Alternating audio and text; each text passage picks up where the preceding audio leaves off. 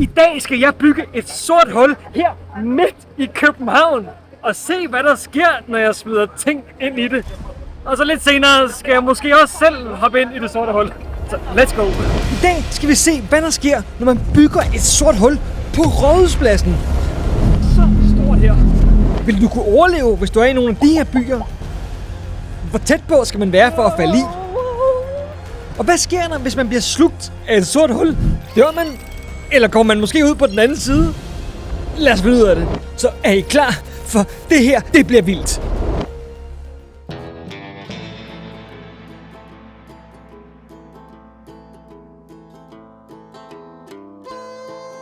Jeg er lige nu på vej mod Rådhuspladsen inde midt i København for at bygge et sort hul. Og jeg har taget nogle ting med hernede, som vi vil prøve at smide ind i det sorte hul. Ved du egentlig forresten, Emil, er der nogen, der har bygget et sort hul i Rådhuspladsen? Jeg tror aldrig, det er blevet gjort før. Anyway, jeg har taget min gamle matematikbog med her. Jeg har taget æblen hernede. Jeg har Emils sandwich. Og så har jeg en mundharmonika, som måske skal smides ned i det sorte hul her. Det virker måske lidt skørt at ville bygge et sort hul på Rådhuspladsen. Men siden jeg var helt lille, så har jeg altid været rigtig fascineret af sorte huller. Og derfor har jeg altid haft lyst til at prøve at se, hvad der sker, hvis man bygger et sort hul midt i København på Rådhuspladsen. Men det får mig til at tænke på, hvad er et sort hul egentlig? Du kender måske sorte huller fra Interstellar. Og selvom de sorte huller, der er med i Interstellar, er rimelig realistiske, så er der især én ting, der er fuldstændig forkert. Men for at forstå, hvad der er galt med filmen, skal vi først lige finde ud af, hvad er et sort hul? Sorte huller opstår, når kæmpe store stjerner dør. Solen, som vi kender, er jo en stjerne, men faktisk en ret lille stjerne i forhold til, hvad der ellers findes derude. Her findes der stjerner, der er 5 gange så store, 10 gange så store, 50 gange så store, ja helt op til 200 gange større end solen. Prøv at forestille dig, hvis du kiggede op på himlen, og solen bare var 200 gange større. For at blive til et sort hul, så skal en stjerne være mere end 25 gange større end solen. Men hvordan bliver sådan en stjerne til et sort hul? Stjernen får sin energi på samme måde som vores sol gør, nemlig fra atomkraft. Det vi kalder fusionsenergi. Milliarder af hydrogenbomber, ligesom den kraftigste bombe nogensinde, Tsar-bomba, eksploderer hvert sekund inde i stjernens midte. Stjernen er i en slags balance. Tyngdekraften fra stjernen hiver indad mod midten, men heldigvis så skubber de her milliarder af eksplosioner ud af. Og det er meget fint, lige indtil stjernen løber tør for brændstof. For så sker det her.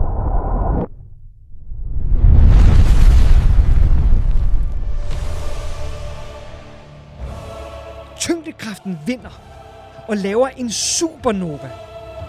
Og inde i midten, ja, der har tyngdekraften skubbet det hele så meget sammen, at det er blevet til et sort hul. Tyngdekraften er så stærk her, at intet kan undslippe det sorte hul. Ikke et pistolskud. Ikke verdens hurtigste rumskib. Selv ikke det hurtigste vi kender i hele verden, lys, kan undslippe. Så meget overordnet. Et sort hul, det er en kollapset stjerne. Intet kan undslippe, ikke engang lys. Så med den lidt hurtige forklaring på, hvad et sort hul er, så tror jeg egentlig, vi er klar til at få bygget det. Nu er vi ankommet til Rådhuspladsen her midt i København, og vi er klar til at bygge et sort hul. Og jeg tænker egentlig, at vi skal bygge et sort hul, der er sådan cirka så stort her. Nu skal lige gøre sådan her. Ja, jeg er på helvede. Ja, i midten sådan der. Super. Mange tak. Tak. Jeg har bygget et sort hul hernede, så pas lige på. Ja, nej, et sort hul, så det starter lige om lidt, så I må hellere løbe. Okay. For at bygge sådan et stort sort hul, der skal vi bruge en hel masse. Faktisk skal vi bruge hele Jupiter. Jupiter er den største planet i vores solsystem og vejer 1800 billiarder kilo. Det er ret meget.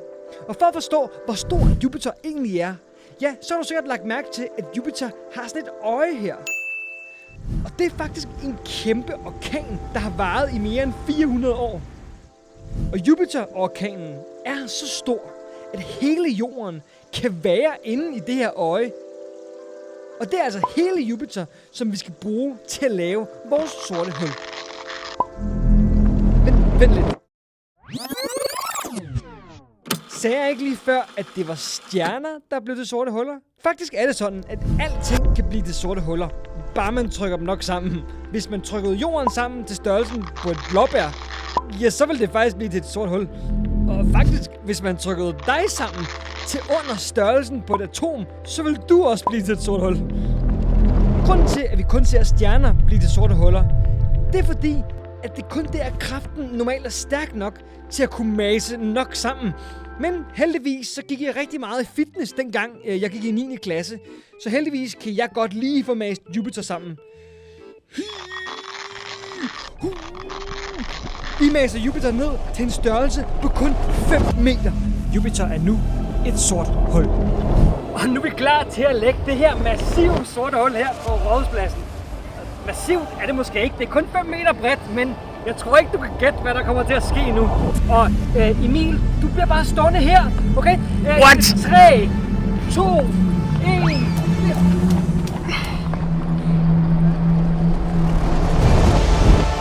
Tyngdekraften er så stærk, at alle i Danmark bliver hævet og strukket til nudler. Og vi ender alle sammen op i det sorte hul. Men det sorte hul stopper ikke her.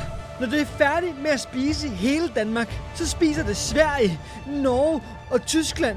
Og tyngdekraften fra det sorte hul er så stærk, at det river jordens skorpe fra hinanden og sender de største jordskælv, som jorden nogensinde har set, ud i alle retninger. Alt imens en kæmpe vortex former sig rundt om det sorte hul, der suger hele Europa ned i det sorte hul. Og kort tid efter bliver hele jorden fuldstændig smadret og opslugt og ender enten som en skive rundt om eller nede i det sorte hul.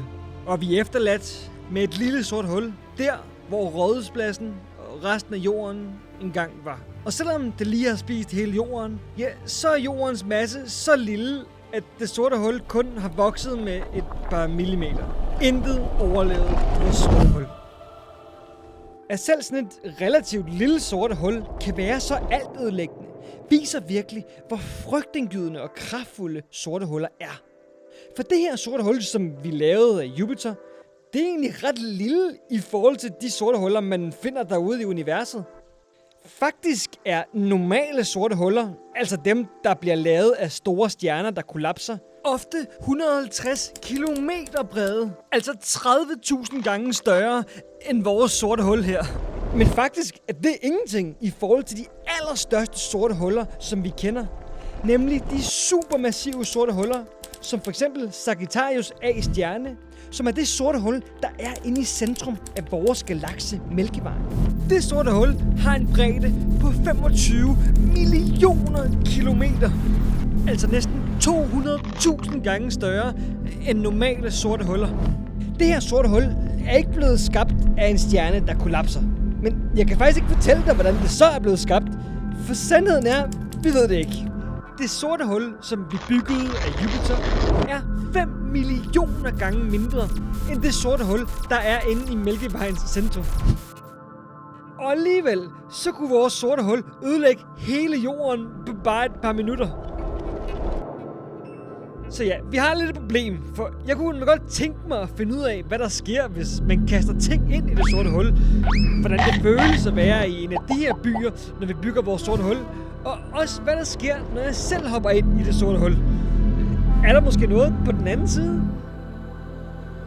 Så jeg tænker, vi bliver nødt til at prøve at lave lidt mindre sort hul.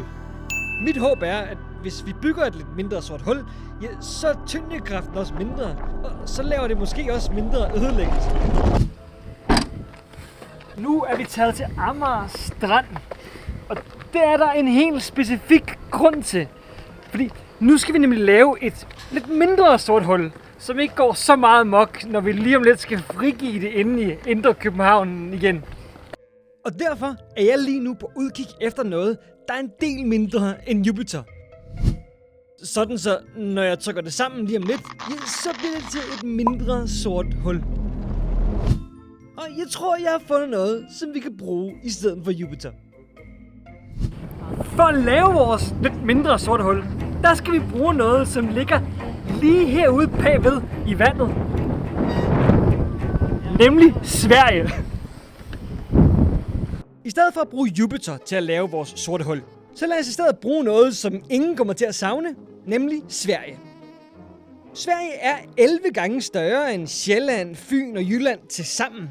Og så vejer Sverige ca. 300.000 millioner milliarder kilo. Og det lyder jo af ret meget, men det er faktisk ikke særlig meget, når det gælder sorte huller. Så vi graver 200 km ned under Sverige, løfter Sverige op, Og så maser vi og presser vi hele Sverige, alle svenskere, ned til noget, der er mindre end et insekt. Mindre end et sandkorn. Noget, der er 50 gange mindre end et menneskehår. Vi er helt nede i bakteriestørrelserne. Noget, vi slet ikke kan se med det blotte øje. Og her finder vi Sverige, vores sorte hul.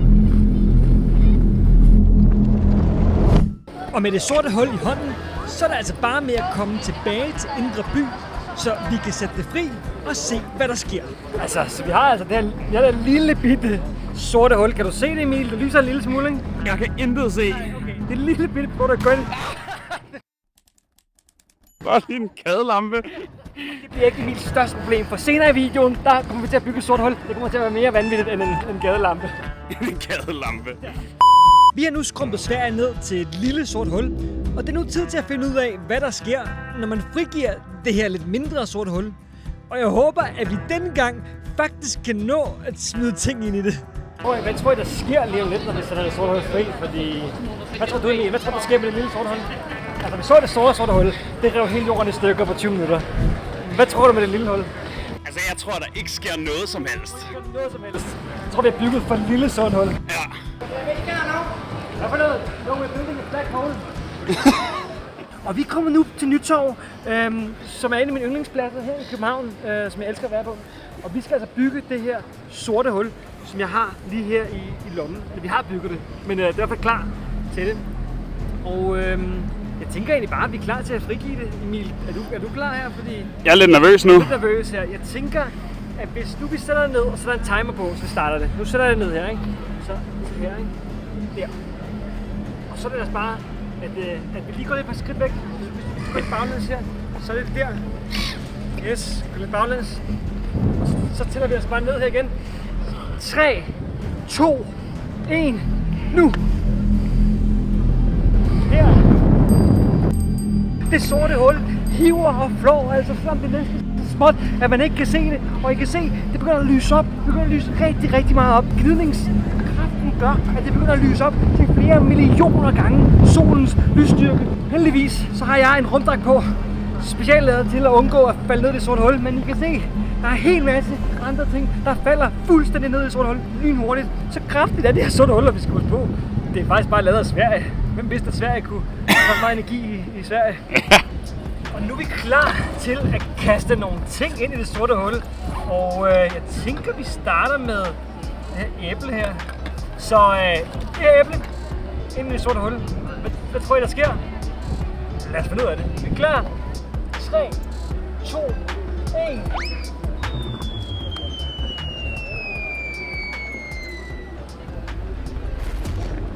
What?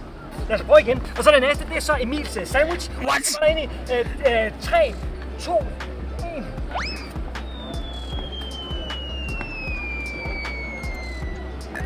Det ser ikke så godt ud for din sandwich, Emil. Ej. Ked af. Hvorfor kunne du ikke have smidt noget andet ind? Vent lidt. Jeg forstår ikke.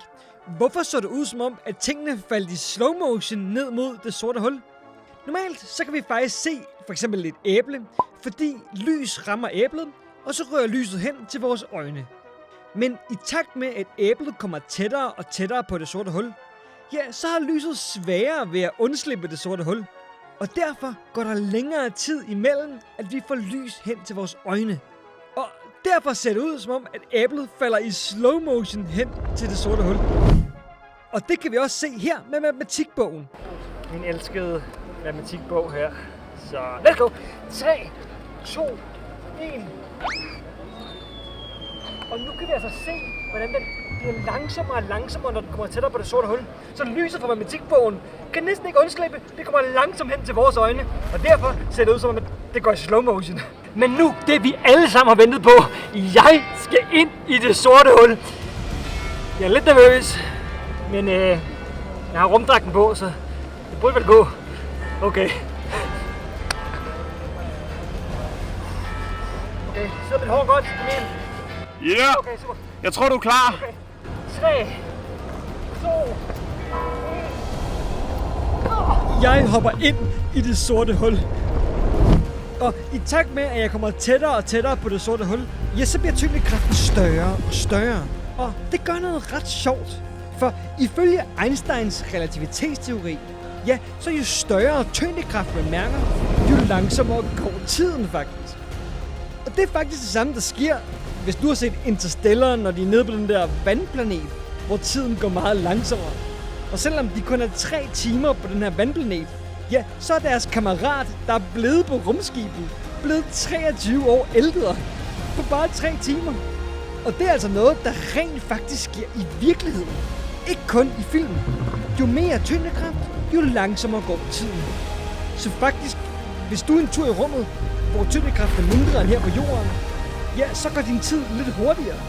Og det er faktisk noget, vi medregner på satellitter, eller når astronauter er ude i rummet. For at sørge for, at astronauternes ur ikke går for hurtigt, ja, så skal vi tage højde for, at tiden går langsommere, når tyngdekraften er højere. Altså Einsteins relativitetsteori. Og i takt med, at jeg kommer tættere og tættere på det sorte hul, ja, så bliver tyngdekraften enorm. Og derfor går min tid meget, meget langsommere. Og hvis jeg kigger baglæns, altså ud af det sorte hul, så ser jeg i første gang min kameramand Emil. Men da Emil og resten af verden er længere væk fra det sorte hul, og derfor mærker mindre tyngdekraft, ja, så går tiden sindssygt meget hurtigere for dem, end den gør for mig. Og på bare få sekunder, ja, så kan jeg se, hvordan Emil bliver gammel, hvordan tiden bare går og går, hvordan år bliver til årtier, og årtierne bliver til århundreder. Og selvom der kun måske er gået 20 sekunder for mig, ja, så vil hele verden udenfor være langt ude i fremtiden. På den måde, så er det at hoppe ned i et sort hul faktisk lidt en tidsmaskine. Men ja, den oplevelse af at sidde i en tidsmaskine vil være ret kortvarig, fordi når jeg hopper ned med hovedet først, ja, så bliver tyngdekraften på mit hoved og mine arme og min overkrop større, end den gør på mine ben, og det er lidt et problem. Jeg bliver simpelthen hævet og strukket ud som spaghetti, og det hedder spaghettificering. Og det er min krop ikke lavet til. Jeg bliver lavet til nudler, og derfor er jeg færdig. Men hvad vil der ske med alle jer? Alle jer, der er ude af det sorte hul. Altså, hvad vil der ske med Emil og resten af København? Og alle jer, der sidder rundt om i Danmark? Jo, selvom det sorte hul er mega lille, så er tyngdekraften stadig mega høj. Faktisk så høj, at alt inden for en radius af 1 kilometer af Nytorv vil ende i det sorte hul inden for 1 sekund. Hvis du er inden for den her radius på 10 kilometer, ja, så er det kun lidt bedre. Her vil du ende op i det sorte hul på bare 5-10 sekunder. Okay, men hvad så med resten af landet? Vi er taget til Aarhus for at finde ud af, hvordan det føles at være i Aarhus, når vi frigiver vores sorte hul på Rådhuspladsen. Og det er klart, man kan mærke tyngdekraften. Og det vil sige, at det føles sådan her. I Aarhus, der føles det som at være på en kæmpe bakke, der peger ned mod København. Og hvis du falder på den her bakke, ja, så er det et problem, fordi bakken bliver stejlere og stejlere hele vejen ned mod Rådhuspladsen. Hele vejen ned mod, at du bliver spist af det sorte hul. Og er du hvilket som helst sted i Jylland og falder, ja, så vil du altså flyve mod det sorte hul og blive spist på bare nogle minutter. Alle jer i Roskilde har ingen chance, og I ender i det sorte hul på mindre end 1 minut. I Odense, ja, der skal I virkelig være klar og hænge fast i bygninger og træer, for her er det de færreste, der vil kunne kæmpe mod den stærke tyngdekraft fra det sorte hul. Og jer i Jylland, hvis I er gode til at holde balancen, så vil I faktisk sagtens kunne overleve. I hvert fald i nogle timer, måske dage. Og faktisk, så gælder det egentlig bare om at overleve de første par minutter, for meget hurtigt sker det her.